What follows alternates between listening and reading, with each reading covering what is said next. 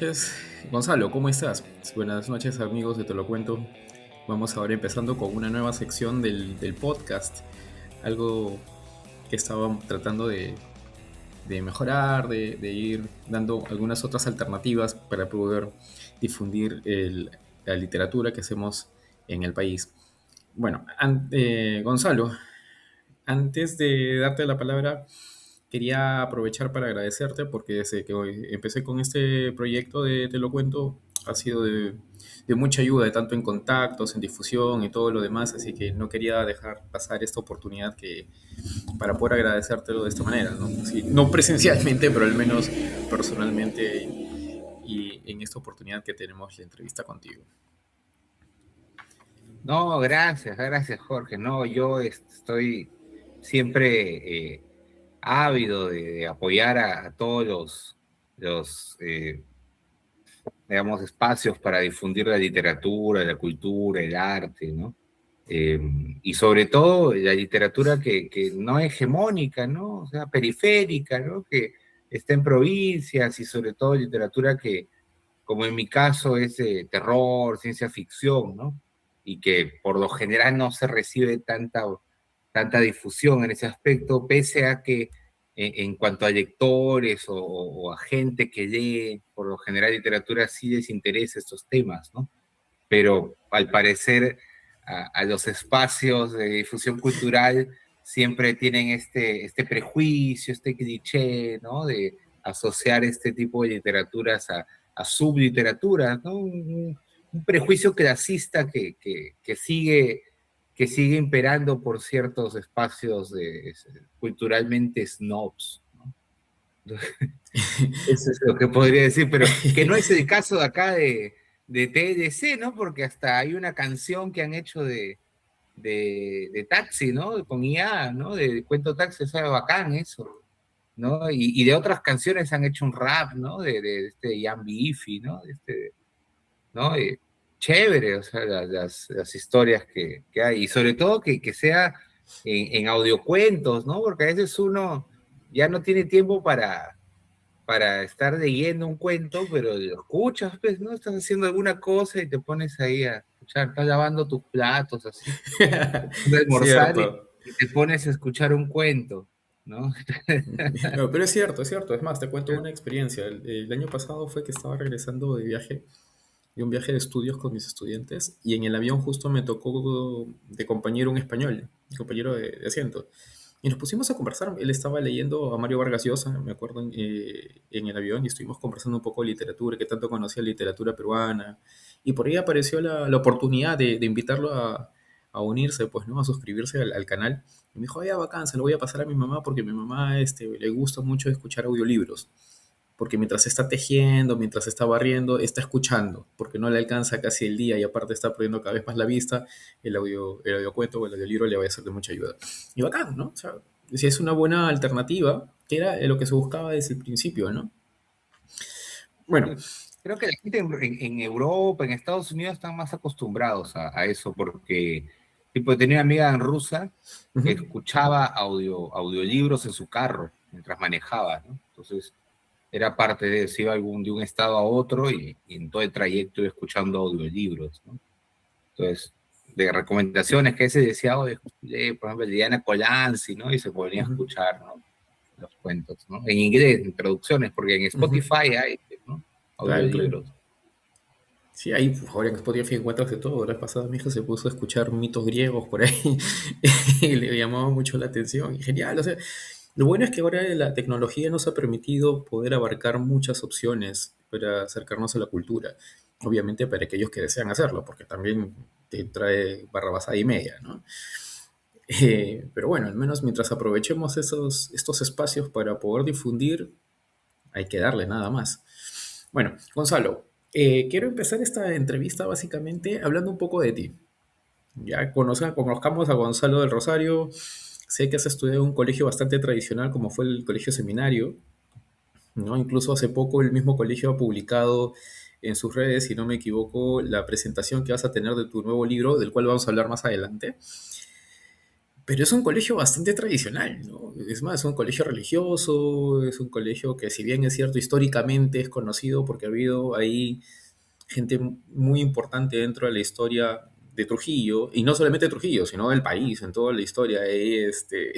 Obviamente también tú, eh, ahí ha estado Sánchez Carrión, ha estado Antenor Orrego, Sandoval, si no me equivoco, también estudió ahí, ¿no? Francisco Sandoval.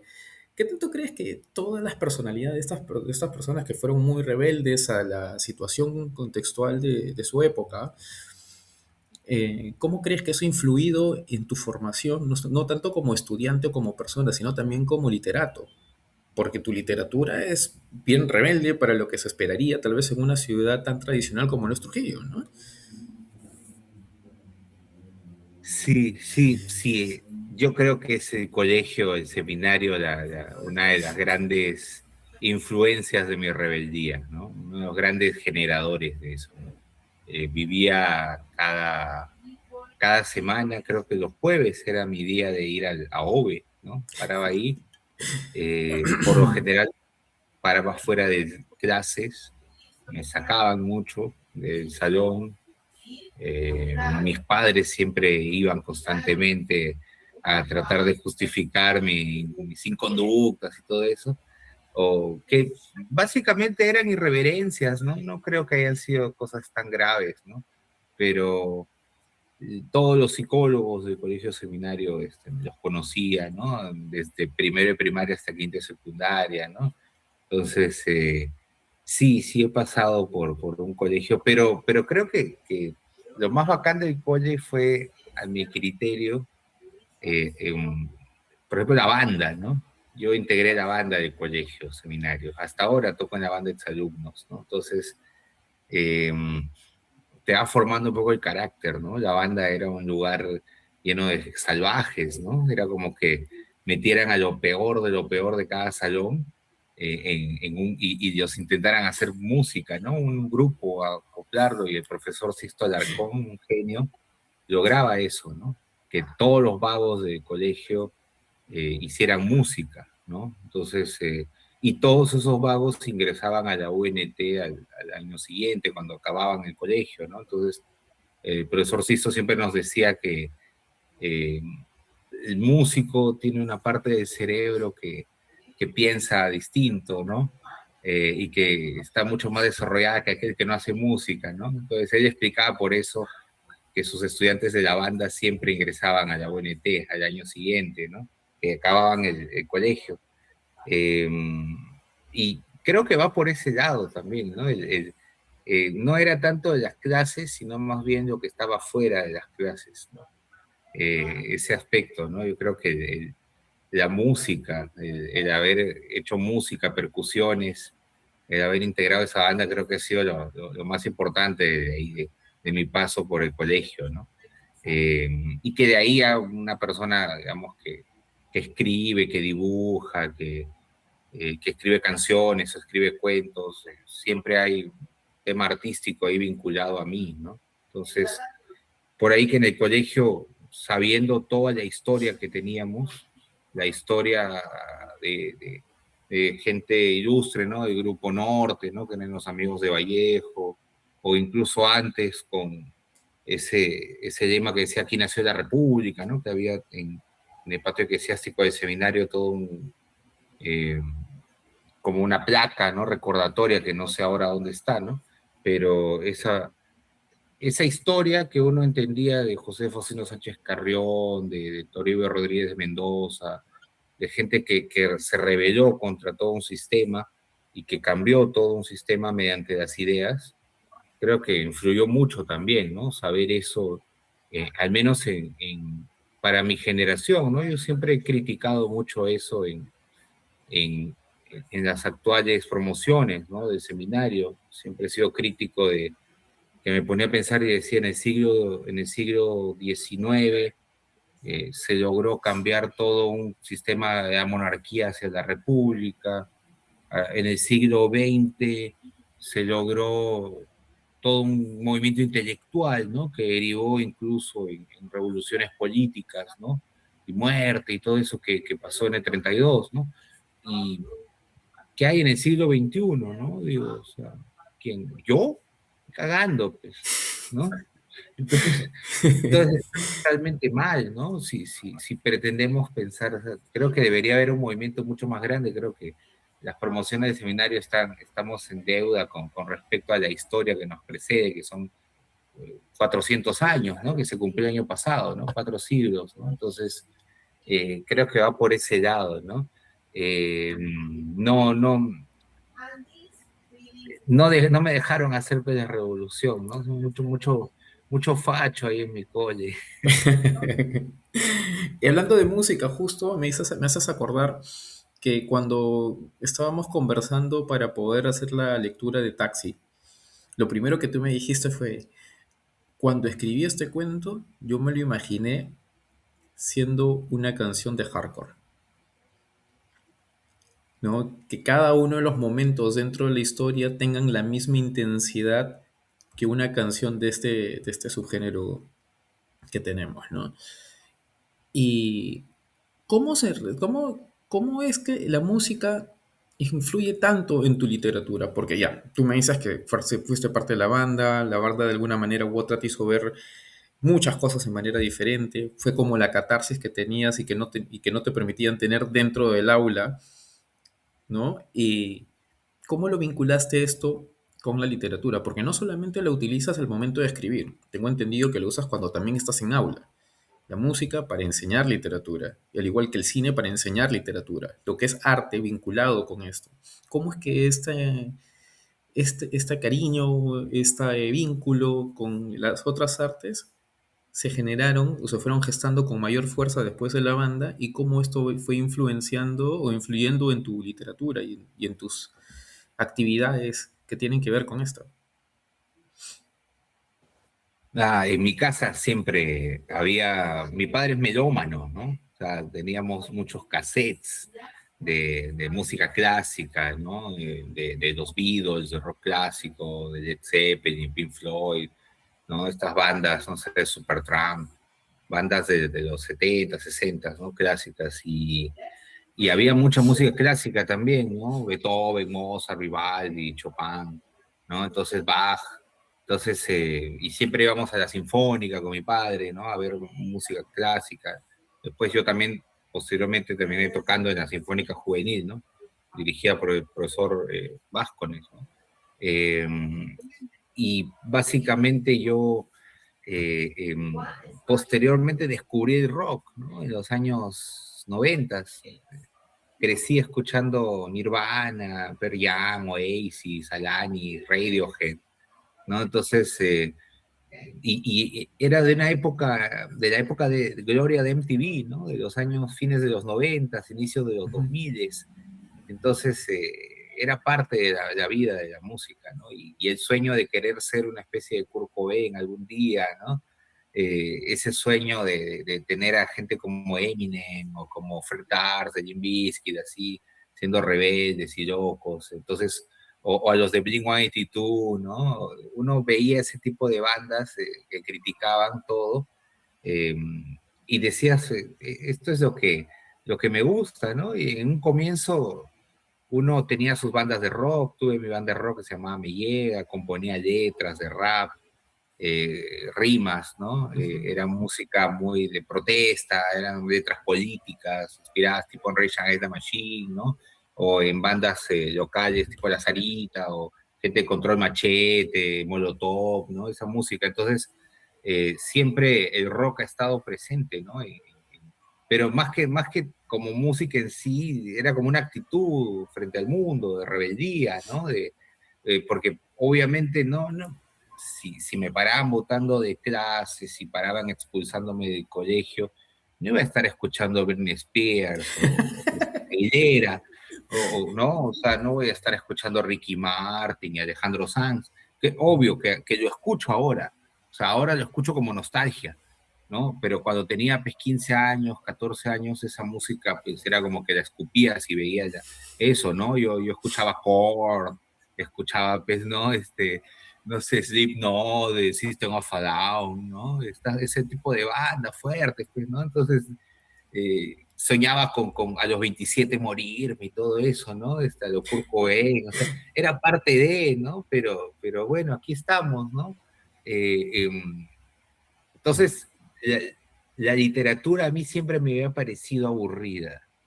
O sea, el escritor intelectual de saco y corbata que canta el himno nacional antes de cada evento, esa imagen siempre me ha parecido muy, no sé, no iba conmigo, el escritor correcto, el Mario Vargas Llosa que escribe desde las 9 de la mañana hasta las 3 de la tarde, almuerza y después sigue escribiendo de 6 a 9 de la noche, no sé, ese tipo de horarios, la idea del escritor multipremiado y criticado y reseñado e invitado a programas como un ejemplo, ¿no?, de cultura y de buen vivir y de lo políticamente correcto.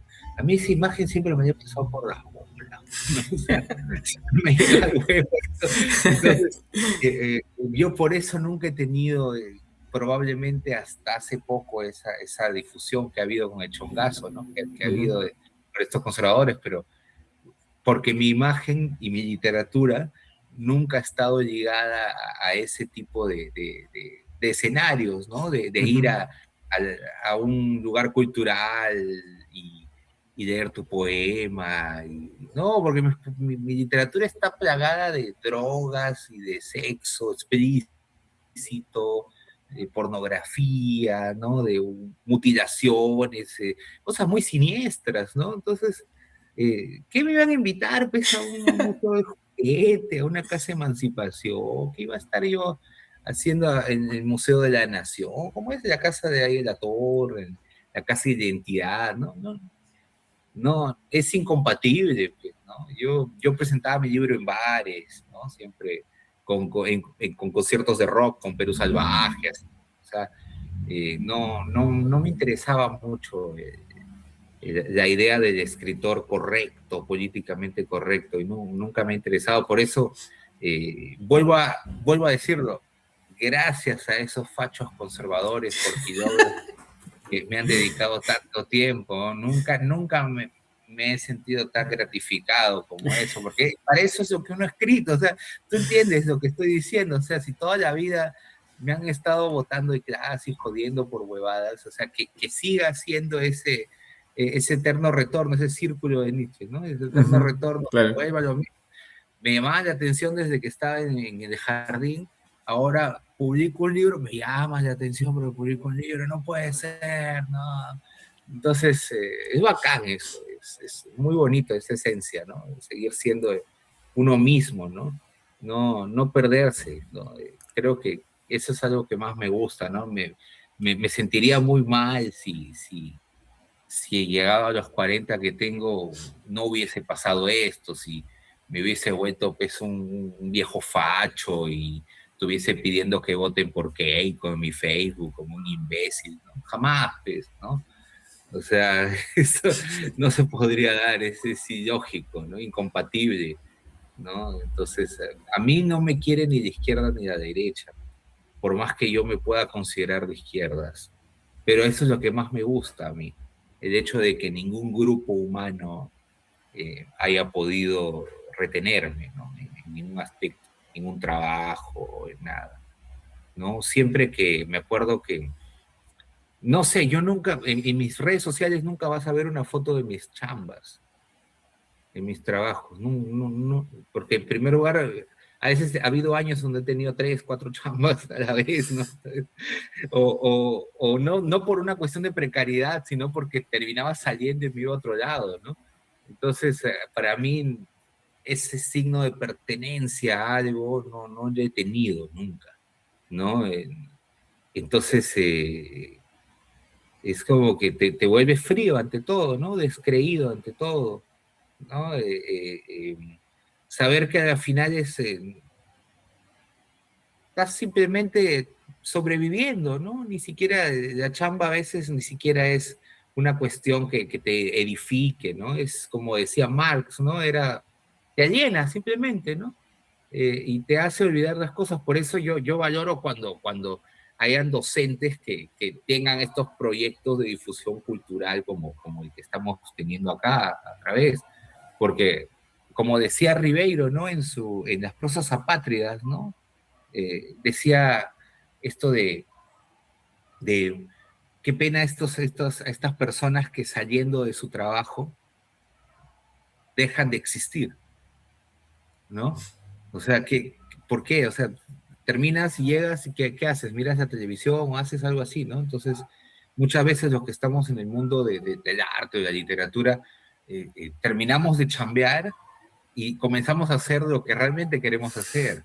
Y le robamos horas al sueño, le robamos horas a muchas cosas que podríamos hacer, porque esa es la pasión que tenemos. Bueno, hablábamos un poco sobre el tipo de literatura que haces, que es muy contracultural, ¿no? Muy símil al tipo de música que comenzaste a escuchar en los noventas, ¿no? La parte de música subterránea, el rock, lo de Perú Salvaje, entre otras bandas, Demencia, asumo que también has escuchado, y otras más, ¿no? Claro. Eh, y tu literatura va justo por una corriente muy similar, pero en lo escrito, no es tanto sonoro.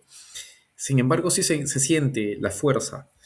Y aquí venía con el siguiente punto, justo tal cual tú lo dices, ¿no? Tu literatura está cargada de erotismo, está cargada de lo absurdo, está cargada de humor negro, tiene mucho de horror, pero a pesar de tener todo esto que tal vez puede ser fuerte para algunos, yo encuentro un Gonzalo romántico. Y no lo digo, ¿Cómo? ojo, romántico. No lo digo solamente por el cuento Cristal, por si acaso, que es el que te generó toda esta situación, y que en realidad es un cuento romántico, porque lo es. ¿No? Lo he leído y lo es. Sino que no encuentro no hablo del romántico orientado a la parte del amor, sino me refiero al romántico que quiere mostrar una sociedad de la cual está inconforme, sacudiéndolo con todos estos recursos, ¿no?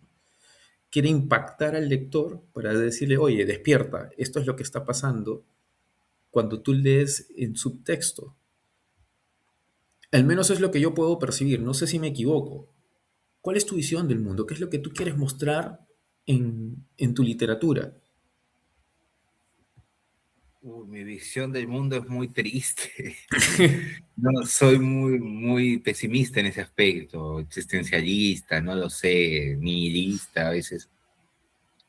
Pero igual, trato de que haya una esperanza, ¿no? O sea, el ser educador, el ser profesor, el haber visto realidades tan jodidas, tan difíciles, hace que uno quiera, tenga ya el chip del cambio, de la mejora, de la ayuda insertado, ¿no? O Ujú. sea, que uno podría estar haciendo por ahí cualquier otra cosa, pero realmente sabes que es importante, ¿no? Probablemente en alguna otra dimensión, cuando aceptaste o acepté venir a este planeta, era para ser profesor, ¿no? Entonces, esa es mi maldición, ¿no? He tenido que formar a tantas generaciones, ¿no? Desde muy chibolo, desde que tengo 18 años, he sido docente, ¿no? Entonces, porque vengo de una familia de profesores también, ¿no? Han sido padres, tíos, entonces, eh, para mí era parte de, ¿no? Creo que me salía de manera natural y me gustaba eso. Entonces, y me gusta eso. Pero a la vez, o sea, es bacán estar en el salón, estar frente a todos, pero a la vez te enfrentas y te das cuenta que por más que los estudiantes puedan adorarte o puedan estar encandilados con tu estilo, eso genera más bien un efecto rebote y contrario muchas veces, ya sea en colegas, en auxiliares, ya sea en padres de familia, madres de familia, ya sea en los directivos, ya sea en diferentes personas que a veces, entonces, ¿qué es el mundo real? Con el infierno que existe en este mundo real, ¿no? Con el que te tienes que enfrentar y lidiar, es parte de, ¿no? El día y la noche está presente ahí, ¿no? Siempre. Entonces, pero ya, pues, ¿no? Pero cada vez que sabes que un estudiante está eh, aprendiendo a escribir, pero que le gusta escribir y que está leyendo los libros que les pasas, que les compartes, y está dialogando y está escuchando otra música. Entonces, mi visión del mundo como educador es una visión muy esperanzada, o trato de hacerla así, trato de subir en mis canales diferentes formas de apoyar, ¿no? Técnicas, en la medida de lo que uno pueda, ¿no? Tratar de generar contenido positivo e ir a... He estado, por ejemplo, en Otusco la semana pasada, he estado en Quirihuac, estuve en diferentes colegios llevando la buena pegada, ¿no? La buena literatura. Entonces, yo creo que por ese lado, como profesor, pese a todo, los chongos que puedan haber y todo lo atrasado que puede estar la educación en el Perú, con todos sus prejuicios e ignorancia, estar enfrentándose a eso, a ese monstruo, todos los profesores que estamos haciéndolo a diario, yo creo que es de por sí una forma positiva de ver el mundo, una actitud. Pero en mi literatura, ahí sí desfogo todo, pues, ¿no? Digamos, ese lado positivo, ese lado que quiere cambiar el mundo, que quiere revolucionar, que quiere dar lo mejor y que busca lo mejor para todos, todas y todes, básicamente en mi literatura, pues no, no es que yo escriba terror, no creo que yo escriba terror, yo escribo la realidad, lo que pasa, solo que nuestra realidad, nuestro costumbrismo, es así, ¿no? Estamos viviendo, eh, siendo espiados diariamente por estas máquinas, ¿no? Se genera el algoritmo que ha generado dobles digitales de nosotros para vendernos productos, ¿no? Entonces, la constante vigilancia a la que estamos sometidos, el peligro del hackeo, el peligro a todo, o sea, tantas cosas que puede haber el tema de las monedas. Entonces, yo creo que mi literatura trata eso. En mis libros eh, hablo de las problemáticas de la discriminación, de la segregación racial, de la segregación contra las comunidades, de la comunidad LGTB, de la transfobia, de los feminicidios, de cosas que están sucediendo, pero lo hablo con robots, lo hablo con extraterrestres, lo hablo con zombies, ¿no? Entonces, porque para mí es más divertido así, porque, y también lo hablo con humor, porque, porque yo quisiera leer algo que me haga sonreír, porque si ya el mundo es una mierda, entonces voy a escribir algo triste. Yo como editor, porque he sido editor, trabajé en diferentes editoriales independientes y he trabajado con diferentes escritores de diferentes partes de Perú y del extranjero, y yo siempre valoraba los libros que me sacaran sonrisas, que me hicieran reír. Por más, lo otro que valoraba era que por más que estuvieran bien escritos, que me hagan reír, porque a veces había libros que estaban muy bien escritos y todo, y que no necesitaba casi chambearlos, pero, pucha, qué pena que me daban las historias, o sea, me conmovían, me dejaban mal, pues, ¿no? Yo por eso ya no leo literatura japonesa, ¿no? Yo después de leer este Memushiri Koushi de Kensaburo Oe, este premio Nobel de Literatura del Ajá. 90, este primer libro que se llama Arrancada semilla fusilada a los niños, que lo leí en esta biblioteca de Viajero de Salvador, que salió una colección en el año 2005 o 2006 por ahí. Eh, y de ahí me dije, no voy a leer, es una novela corta sobre unos adolescentes, un reformatorio, así unos niños hacinados en un pueblo con una peste en medio de la Segunda Guerra Mundial. O sea, es una obra totalmente, niños que se prostituían a los soldados japoneses para que les den un plato de arroz o algo. O sea, es una cosa realmente horrorosa. Y tú dices, Dios mío, esta cosa ha pasado, como la tumba de las luciérnagas, ¿no? Ujú. Entonces, tú ves eso y dices, no vuelvo a leer japoneses nunca más, ¿no? Y eso que había leído ya de Tokyo Blues, o no lo había leído, no, después leí el Tokyo Blues de Murakami, y Ujú. dije, no, ya jamás, no vuelvo a leer literatura japonesa. Entonces, porque me pone muy triste, me pone muy sad, ¿no? Entonces por eso también yo trato de escribir así alegría, ¿no?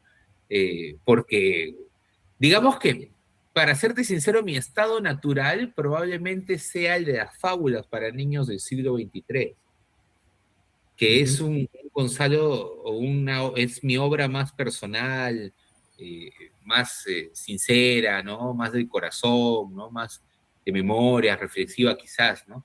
Eh, pero el estilo que a mí más me gusta escribir es el del último libro que tengo, ¿no? Es el ¿cómo se llama el nuevo libro que he sacado?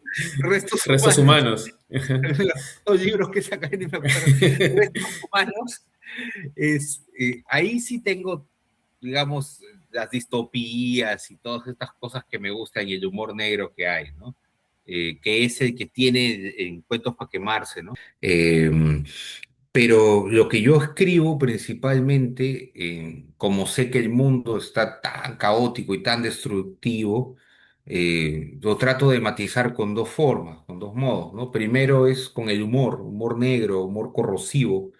Me gusta reírme de todo, ¿no? Eso tiene que ver con la influencia no solo de la literatura, ¿no? Supongo que es la influencia de series de South Park, Family Guy, American Dad, Los Simpson de los noventas, ¿no?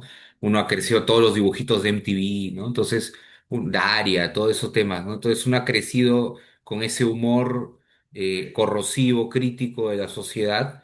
eh, pero que era realmente irreverente, ¿no? Soez, muchas veces procaz, ¿no? Vulgar, ¿no? Entonces, tratar de jugar con eso, ¿no? O sea, decir, si la sociedad normalmente tiene esta idea del escritor con saco y corbata, del escritor correcto y esto, yo no me interesaba mucho eso. Entonces, mi literatura también transmite eso, como soy, de algún modo, esa idea de desesperanza, pero no desde el punto de vista de la tristeza o trata de conmoverte una obra, sino de contarte cómo está el mundo yendo, pero con humor, ¿no? Yo creo que mi visión del mundo es positiva en el aspecto de que critico aquello que está mal, pero con humor y también con mucho amor, ¿no?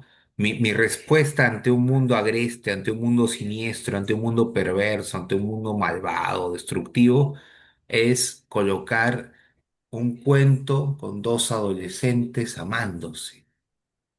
Y si hay tanto escándalo porque en un cuento reproduce a dos adolescentes haciendo el amor y amándose y queriéndose, es porque el mundo está jodido. O sea, si eso te caga el cerebro, si pensar que el amor, que es algo tan puro y tan bello, te pueda ofender, ¿no? Entonces estamos mal, pues, ¿no? Lo que decía John Lennon, ¿no? Se mata a la luz del día, pero se hace el amor a escondidas, ¿no? Como si fuese algo negativo. Pues el mundo está jodido, está cagado, ¿no? O sea, eso es lo que puedo decir. No sé si es una defensa a mi obra, pero a mí me pone enfermo el hecho de que el amor sea mal visto, ¿no? O sea, que pueda estar tan mal visto, o sea, tan cagados estamos en este mundo que el amor está mal visto, ¿no? No sé qué piensas tú, digo.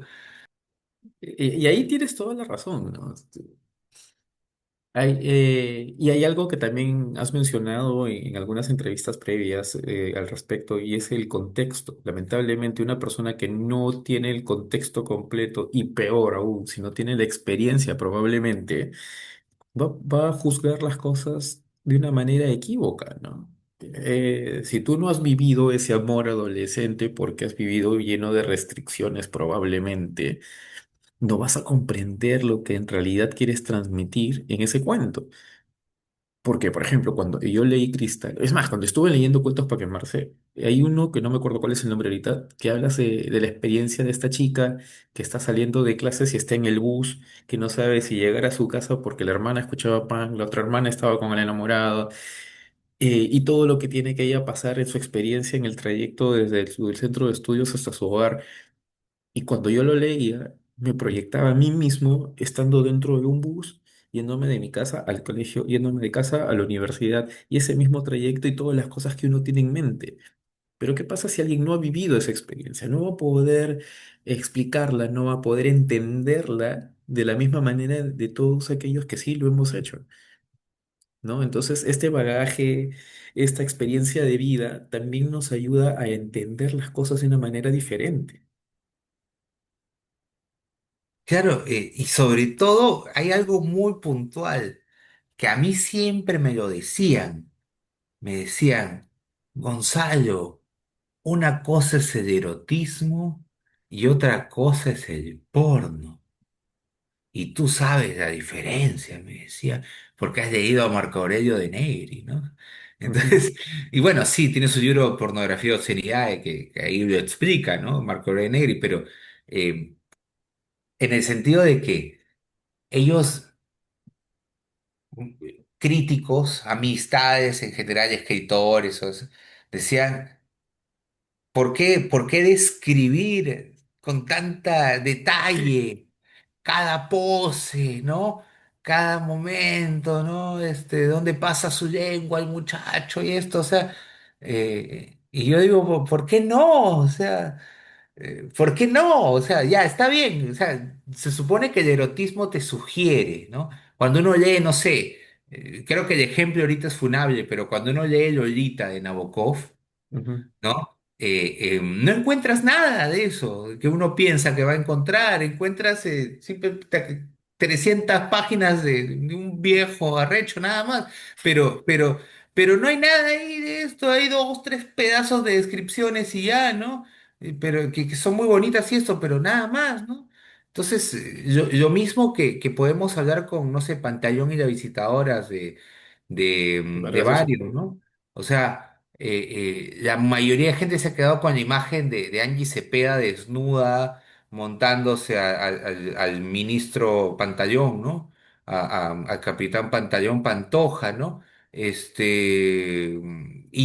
en esa, y cuando uno lee la novela, estás esperando que aparezca Angie Cepeda, ¿no? Diciendo lo vamos a hacer aquí, bueno, acá", no, no sale, ¿no? Porque no, una cosa es la película que puede ser la película de Kubrick de Lolita o la versión fallida de Vargas Llosa de su propia novela, eh, o la versión de Pancho Lombardi, pero creo que a veces uno piensa que la obra literaria también, digamos, es similar a lo explícito que puede ser una película, ¿no? En mi caso yo considero que cuando leía Lolita de Nabokov o cuando leía Pantaleón y las visitadoras de Vargas Llosa, esperando encontrar lo de la película, erotismo explícito, algo así, porque uno cuando es adolescente o cuando está de cachimbo en la universidad, uno tiende a leer este tipo de obras para saber qué onda. Y no te encuentras con nada de eso, ¿no? Más bien el Pantalón y la Dictadura es una obra picaresca, ¿no? Es muy humorística, es muy graciosa las cartas que se mandan, Ujú. es epistolar, es muy interesante ese libro, ¿no? Es un Vargas Llosa criollo, jocoso, ¿no?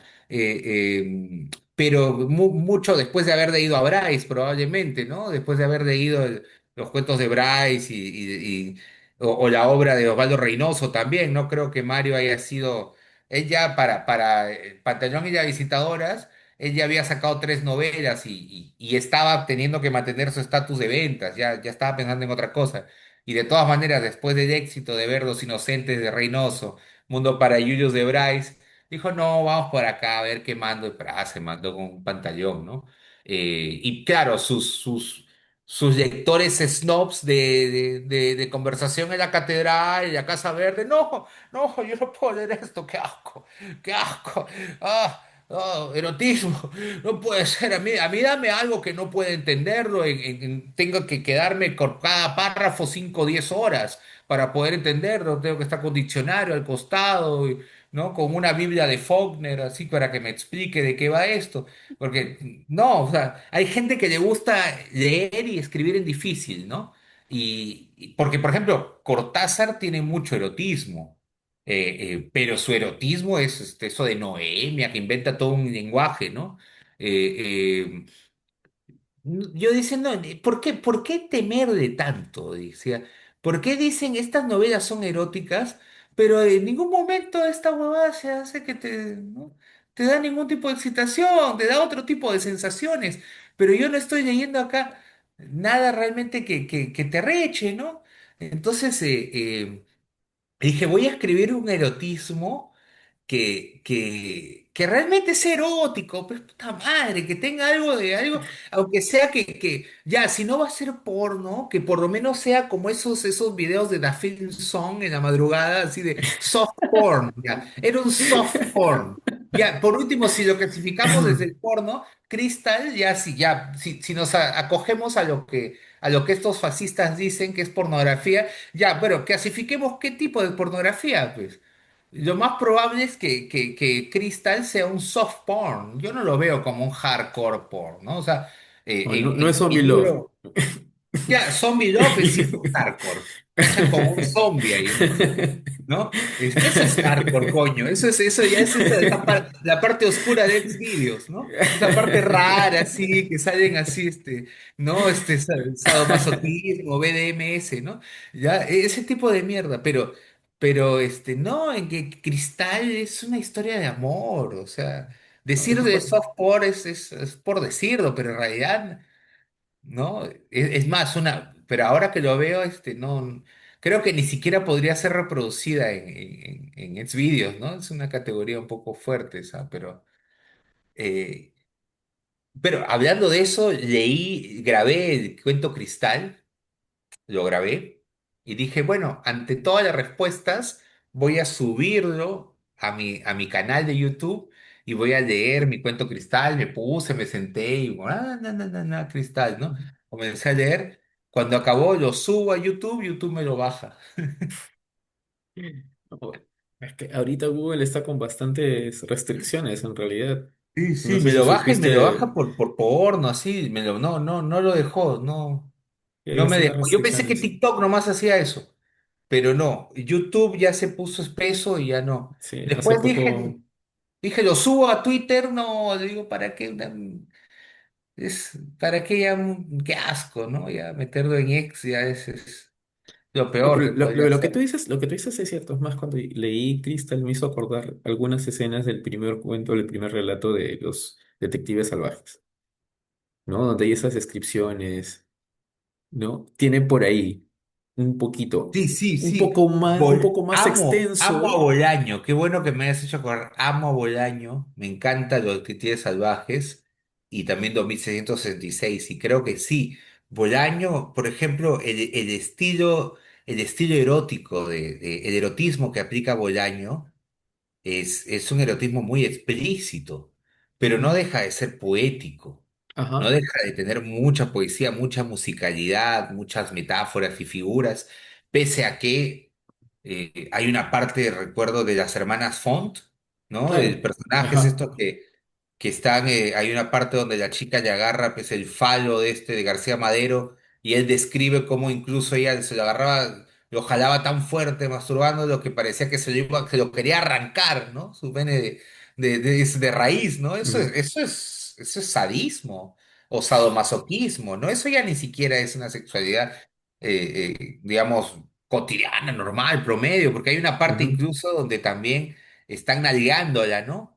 Se le pasa toda la noche, hasta que las nalgas de esta chica Font, de unas gemellas Font, de las hermanas Font, termina pues enrojecida, ¿no? Así con una marca de una mano. Entonces, lo de Bolaño también me encanta la forma en la que también se burlaba de eso, ¿no?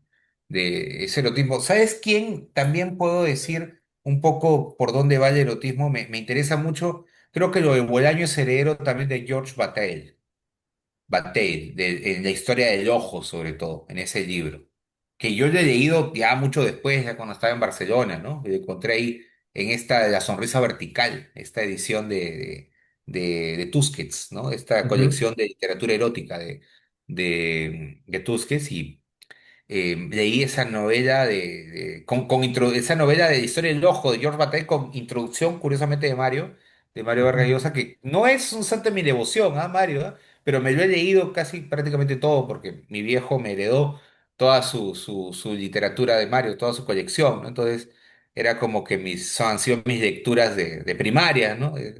Entonces, era como que, ¿quieres leer papá? Me han dejado leer, no sé, Matilda de Roald Dahl en sexto grado. Y mi papá, no, no, no, léete la tía Julia y el escribidor. ¿Qué no estás para leer De Matilda, de tía ¿no? Julia, hay una gran diferencia. Ya, entonces, ya, mi papá sí, pues me decía, o si no, por ejemplo, agarrábamos y me decía los cachorros, ¿no? A ver, vamos a leer los cachorros. y me explicaba, mira la primera página, mira cómo cambia el tiempo, mira cómo va cambiando los personajes, cómo habla acá en plural, está hablando en Ujú, singular, mira que está en pasado y presente, ujú, mira cambia primera, segunda, tercera persona. Entonces, también tiene mucho la formación que tengas, ¿no? En mi caso, así como tú has contado, me has contado que tus padres, tus abuelos, ¿no? Eran profesores. En mi caso, mi padre también fue profesor, ¿no? Él era economista, pero él enseñó en el Leoncio Prado. Pero yo sé que en el fondo él, de todas maneras, le hubiera encantado ser escritor, ¿no? Y es algo que me lo decía, ¿no? Y que supongo que sentía muy orgulloso, ¿no? De tener un hijo autor, un hijo escritor, ¿no? Que es algo que a él, pues, él era el principal lector, ¿no? De mi obra, ¿no? Aparece mucho en mi literatura, ¿no? En mis libros viejos, ¿no? En Pave Pavas, aparece en El Caleta, aparece en las fábulas, ¿no? También, de algún modo, la literatura es una forma de mantener viva la memoria, ¿no? Gente buena, gente positiva, ¿no? Entonces, si tengo de algún modo esa forma de hacer perdurar algo, ¿no? De mantener esa fotografía plasmada en letras, trato de hacerlo, ¿no? Entonces, si después de 20 años se hace todo un escándalo por un cuento que reproduce la época, una de las épocas más bellas que uno puede tener cuando está en esos primeros años de enamoramiento, eh, eh, es bacán, ¿no? Es bacán, es bonito. O sea, ojalá que todo este chongo que ha habido haya servido para que la gente chequee mi obra y que pueda encontrar sobre todo amor, ¿no? Amor y humor, como te digo. O sea, eso. Que pueda sonreír y que a la vez pueda recordar que lo que decía John Lennon, ¿no? All you need is love, siempre, ¿no? Eso Y, y s- principalmente. y son dos cosas que necesitamos cada vez más en la sociedad que tenemos ahora, ¿no? No solamente en el Perú, es en toda gran parte del mundo. Son dos aspectos o dos cosas que se necesitan, pero a gritos. Te iba a hablar un poco sobre tu familia, acerca de cómo toman ellos o cómo tu entorno más cercano toma tu literatura y todos este tipo de entredichos que se dan. Ya con lo que me comentas que tu papá fue tu primer lector, que prácticamente cumpliste su sueño. Y sí me di cuenta en este cuento de Caleta donde hablas del viaje en avión, ¿no? Cuando esto es una suerte de distopía, estando en Estados Unidos y tienen todo este temor por lo que habías olvidado, la mochila y toda la situación. Se nota ese espíritu protector del padre, ¿no? Que no quiere dejar a su hijo, pero al mismo tiempo, aun cuando lo ama, aun cuando lo quiere, prefiere que vaya y experimente, que viva, que se choque, para que después entienda la realidad en que su familia también vive, ¿no? Y es algo, un aspecto muy, muy interesante y cierto y real, ¿no? Que todo padre quiere eso, aunque muchas veces somos papá y mamá gallina, o, o tratamos de poner a los hijos en una burbuja. Y no necesariamente eso es algo que les ayude. Y como decíamos hace un momento, ¿no? La misma experiencia también te permite hacerle frente a la literatura de una manera distinta, ves las cosas con otros ojos, entiendes una realidad diferente, ¿no? Porque es la misma experiencia de vida la que en combinación con la lectura misma te hace abrir o engancharte emocionalmente o también entender lo que tal vez entre líneas el autor quiere decir, ¿no? Pero vamos, eh, haciendo una especie de fusión, ¿no? Un mismo Goku Vegeta o algo por ahí, entre esa pregunta que iba a plasmar con la siguiente. En tu lectura, en tus obras, eh, enganchas fácilmente por el tipo de recursos que usas, sobre todo a los adolescentes, ¿no? Engancha el hecho de utilizar humor, el hecho de utilizar el erotismo, que un adolescente, por más que los padres no quieran, a las finales siempre están en este contacto por las hormonas efervescentes que tienen. eh, y tienes básicamente un público bastante variopinto, ¿no? No solamente adolescentes, también adultos jóvenes que se pueden enganchar fácilmente con tu literatura, sobre todo porque dentro de los que leen, a veces lo hacen solo para entretenerse, para olvidarse de los problemas, para olvidarse de tal vez algún desamor o alguna situación que les haya tocado vivir. ¿Qué tanto crees que este lector podría reconocer no solamente ese aspecto humorístico, romántico de tu obra, sino el trasfondo que puede tener también en cuanto a la lectura social que se encuentra dentro de tu literatura.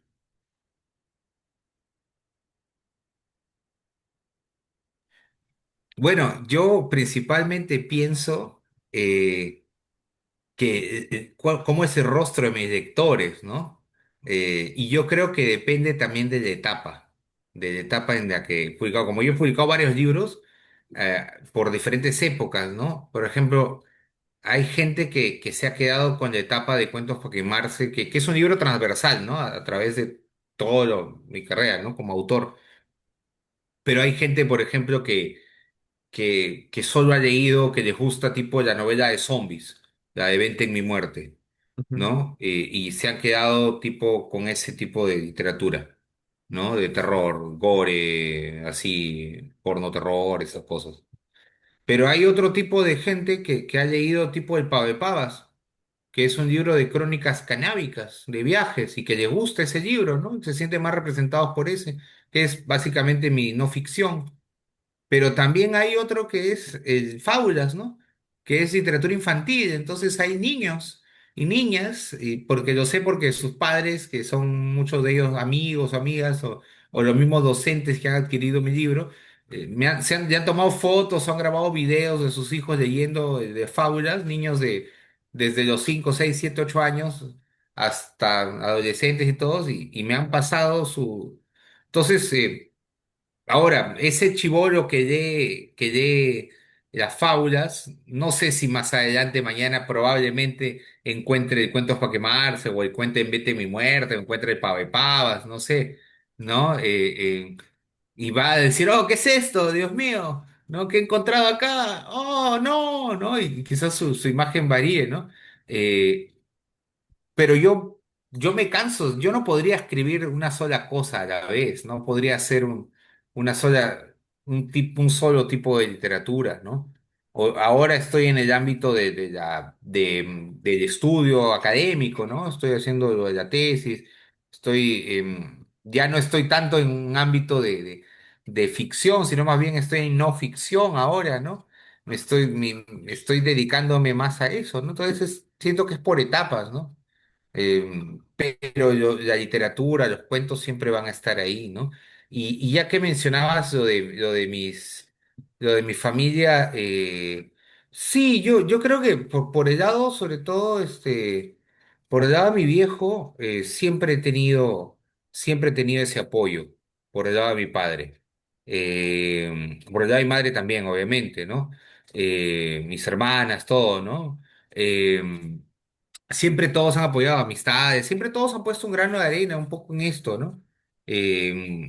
En difundir, en apoyar, ¿no? Porque no es que uno sea pues, Santiago Roncayolo ni Renato Cisneros, ¿no? Para que automáticamente se te abran las puertas por todos lados, ¿no? En el mundo de la literatura. Eh, no tienes un apellido de un general, ni tampoco de un político, ¿no? Entonces básicamente siempre el apoyo de la familia ha sido importante, trascendental en esto, ¿no?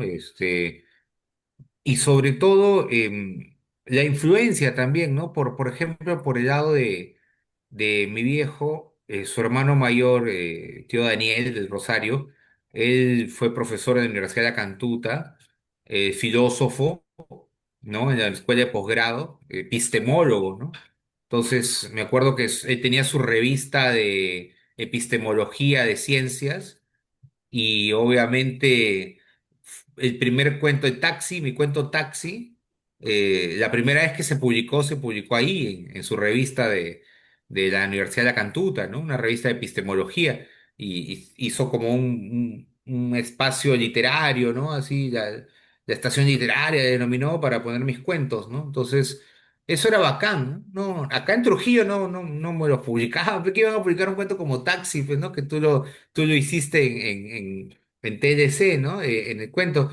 Pero allá sí, ¿no? Y al parecer les gustó, ¿no? Porque después otro cantutero, también Paulo Astorga, tenía también una revista virtual y al parecer habrá leído la revista, dijo, oye, y también lo publicó en su revista, ¿no? Y ahí se difundió. comenzó esta nota de 2007, por ahí, ¿no? Entonces, se comienza a difundir así de a poco, siempre por un ámbito underground, por un ámbito de fanzines, de revistas, ¿no? Entonces, creo que el rostro de los lectores, que yo, al menos de imagen que yo tengo, siempre han sido gente eh, que le gusta leer cosas extrañas, raras, Ujú. ¿no?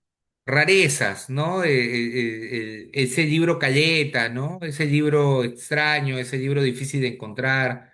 No, no creo que haya sido que alguien vaya necesariamente a una librería y diga, oh, quiero leer lo último de José de Rosario, ¿no? Porque muchas veces mis estudiantes han ido a librerías y me lo han dicho, profesor, yo he ido a la Crisol, he ido a la SBS, al Libro, y le he pedido que quiero el libro Cuentos para quemarse, Gonzalo Rosario, me han dicho, esa hueá no existe, han dicho, no, no hay ni siquiera en los registros, te han mentido, dijo eso, ¿cómo que no? Si ese libro es mi profesor, que no sé qué, no sé cuánto, que usted no lo tiene, y se armó un chongazo, pero no, no hay, pues, no, no, mis libros no, no.